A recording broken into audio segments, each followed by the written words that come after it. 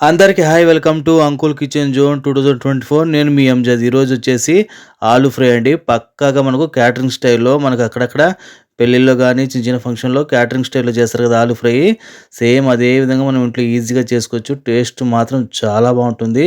చేయడం కూడా చాలా ఈజీ, చాలా సింపుల్గా ఇంట్లో ఉన్న మసాలాతో చేసుకోవచ్చు. ఇంకెందుకు ఆలస్యం వచ్చేయండి మన రెసిపీలోకి. ఇప్పుడు స్టవ్ మీద ఒక ప్యాన్ పెట్టేసి ఆ ప్యాన్లో 1.5 చెంచా ధనియాలు అయితే వేసుకోండి. నేను ఇక్కడైతే ఆలు అనేది అంటే బంగాళదుంప అనేది ఒక హాఫ్ కిలో తీసుకున్నానండి. దాని తగ్గట్టుగా అయితే మసాలా అయితే వేస్తున్నాను. ఇది మనకు దోరగా అయితే ఫ్రై చేసుకుందాము. ఒక్క నిమిషం లాగా స్టవ్ని లో టు మీడియం ఫ్లేమ్లో పెట్టుకొని ఇప్పుడు దీంట్లోనే ఒక 2 రెమ్మల కరివేపాకు వేసి ఇది కూడా మనం ఫ్రై చేసుకోవాలి. ఈ రెండిటి ఫ్లేవర్ అనేది మనకు ఫ్రై అయ్యేటప్పుడు మంచి అరోమా ఫ్లేవర్ అండి. మెయిన్ మసాలా ఇదే మనకు ఆలు ఫ్రైలో. చాలా అంటే చాలా ఈజీగా ఉంటుంది. టేస్ట్ కూడా చాలా బాగుంటుంది. ఒక 2 నిమిషాలు మనం ఫ్రై అయిన తర్వాత పక్కన పెట్టేసి చల్లారిన తర్వాత దీన్ని చిన్న రోల్లో కానీ మిక్సీలో కానీ ఎంత వీలైతే అంత మెత్తగా పొడి అయితే కొట్టుకోవాలి.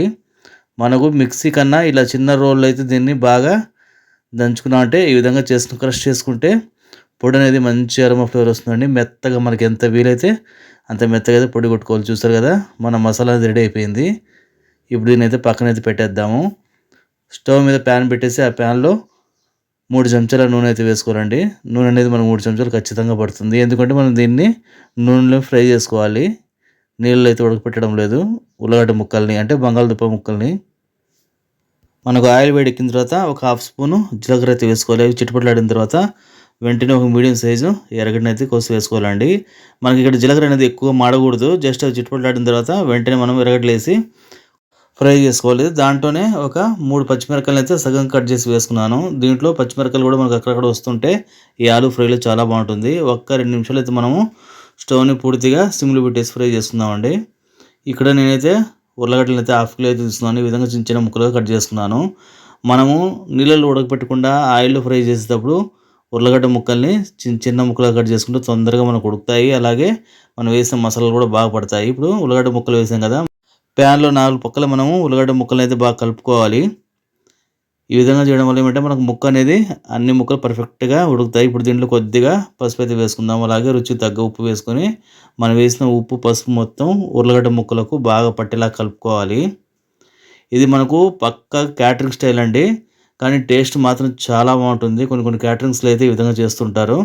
టేస్ట్ మాత్రం ఇది మనకు లెమన్ రైస్లో కానీ, వైట్ రైస్లో కానీ, రసమన్నంలో కానీ, చపాతీ కూడా చాలా బాగుంటుందండి సైడ్ కాంబినేషన్గా. ఈ విధంగా ఒక 5 నిమిషాలు మూత పెట్టేసి దీంట్లో ఇప్పుడు మనము ఒక 6 తెల్లగడ్డ పాయల్ని కచ్చాపచ్చగా దంచేసుకోవాలి. 6-8 తెల్లగడ్డ పాయల్ని కచ్చాపచ్చగా ఈ స్టేజ్లో వేసుకున్నామంటే ఆ ఫ్లేవర్ అనేది మనకు ఉల్లగడ్డలో బాగా పడుతుందండి. ముందుగానే వేసేసామంటే ఆయిల్లో ఫ్రై అయ్యి దాని ఫ్లేవర్ అనేది మనకు కొద్దిగా పడుతుంది. మనకు ఒక 2 నిమిషాలు ఫ్రై అయిన తర్వాత వేసుకుంటే తెల్లగడ్డ ఫ్లేవర్ అనేది మనకు బంగాళాదుంప ముక్కలు అయితే బాగా పడుతుంది. ఇప్పుడు ఈ విధంగా కలుపుకోవాలి మనము. మధ్య మధ్యలో మనము మూత మూసుకుంటూ ఈ విధంగా స్టవ్ని లో టు మీడియం ఫ్లేమ్ పెట్టి దీన్ని ఫ్రై చేసుకురండి. అప్పుడే మనకు పర్ఫెక్ట్గా ఉడుకుతుంది. మనము హైలో కానీ మీడియంలో కానీ పెట్టేసామంటే అడుగు పట్టేస్తుంది. ఇప్పుడు ముక్క అయితే మనకు ఉడికిందో లేదో ఒకసారి చూసుకుందాము. ముక్క అయితే ఉడికిపోయిందండి. నేనైతే సిమ్లో పెట్టి ఒక 10 నిమిషాలు అయితే ఉడికించుకున్నాను దీన్ని.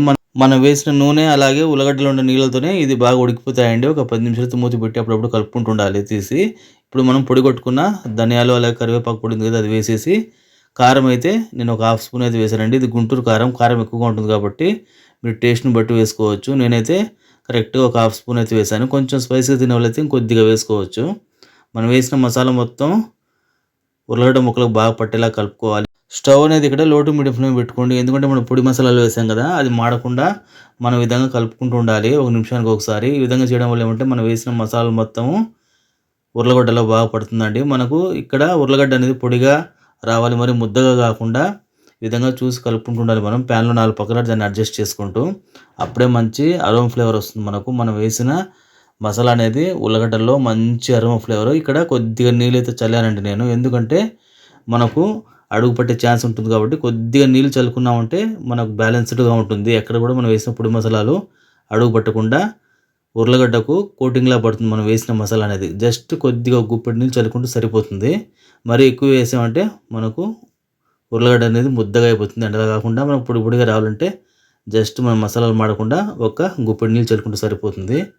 ఈ విధంగా నిమిషానికి ఒకసారి మనం ప్యాన్లో అడ్జస్ట్ చేసుకుంటూ ఉల్లగడ్డను ఫ్రై చేసుకున్నామంటే గుమ్మలాడే మన క్యాటరింగ్ స్టైల్, పక్కా క్యాటరింగ్ స్టైల్ అండి ఇది. చాలా ఈజీగా, చాలా సింపుల్‌గా చేసుకోవచ్చు. టేస్ట్ కూడా చాలా బావుంటుంది. ఇక్కడ మీరు తెల్లగడ్డ ఇష్టపడని వాళ్ళు, అంటే వెల్లుల్లిపాయ ఇష్టపడని వాళ్ళు దీంట్లో ఇంగువ వేసుకోవచ్చు. అది కూడా టేస్ట్ బావుంటుంది మనకు. ఈ విధంగా అడ్జస్ట్ చేసుకుంటూ మనం ఆలు ఫ్రై అయితే ఈజీగా చేసుకోవచ్చు. ఇది మీకు వేడి వేడి అన్నంలో కొద్దిగా నెయ్యి వేసుకొని కలుపు తిన్నా బావుంటుంది. రసమన్నంలో గానీ, పెరుగన్నంలో గానీ, చపాతీకి గానీ మంచి కాంబినేషన్ అండి ఇది. చాలా బావుంటుంది. ఇక్కడైతే గుమగుమలాడే మన క్యాటరింగ్ స్టైల్ ఆలు ఫ్రై అయితే రెడీ అయిపోయింది. ఇప్పుడు దీన్నైతే ప్లేటింగ్ అయితే చేసేద్దాము. చూసారు కదా! చూడ్డానికి ఎంత కలర్‌ఫుల్‌గా ఉందో, టేస్ట్ కూడా అంతే బావుంటుందండి. టేస్ట్ కూడా చాలా బావుంటుంది. చాలా సింపుల్‌గా చేసుకోవచ్చు ఇది. ఇది అన్నిటికి కాంబినేషన్‌గా మనకు సెట్ అయిపోతుందండి. చూసారు కదా! మంచి ఫ్లేవరబుల్‌గా. ఇది మీకు నచ్చితే లైక్ చేయండి, సబ్స్క్రైబ్ చేయండి, షేర్ చేయండి. Thanks for watching me friends. ఈ ఆలు ఫ్రై అనేది ఎవరైనా కర్రీస్ పాయింట్ పెట్టాలనుకున్నప్పుడు చేసుకోవచ్చండి. ఇది చాలా ఈజీగా చేసుకోవచ్చు. సేల్ కూడా బావుంటుంది. మీకు నచ్చితే లైక్ చేయండి.